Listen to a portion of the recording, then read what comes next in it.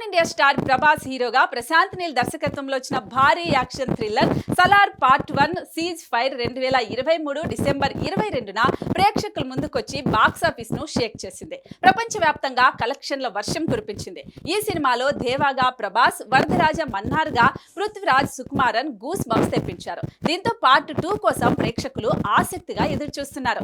తాజాగా సలార్ పార్ట్ 2 పై Prithviraj Sukumaran big update ఇచ్చాడు. Latest గా రిలీజ్ అయిన హిందీ సినిమా బడే మియా చోటే మియా సినిమాలో కీలక పాత్రలు నటించాడు పృథ్వీరాజ్.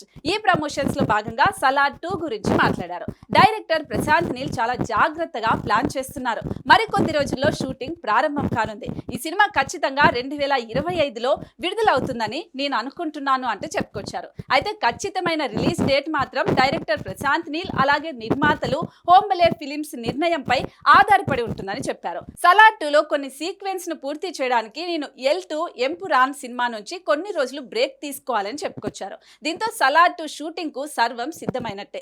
ఏప్రిల్లోనే ఈ సినిమా సెట్స్ పైకి వెళ్తుందని అనుకున్నప్పటికీ మే ఫస్ట్ వీక్ నుండి షూటింగ్ ప్రారంభం కానున్నట్లుగా తెలుస్తోంది. వీలైనంత త్వరగా షూటింగ్ పూర్తి చేసి వచ్చే ఏడాది సమ్మర్లో శౌర్యాంగ పర్వం రిలీజ్ కు ప్లాన్ చేస్తున్నారు. మరి ఈసారి దేవర రథ ఎలాంటి సెన్సేషన్ క్రియేట్ చేస్తాడో చూడాలి.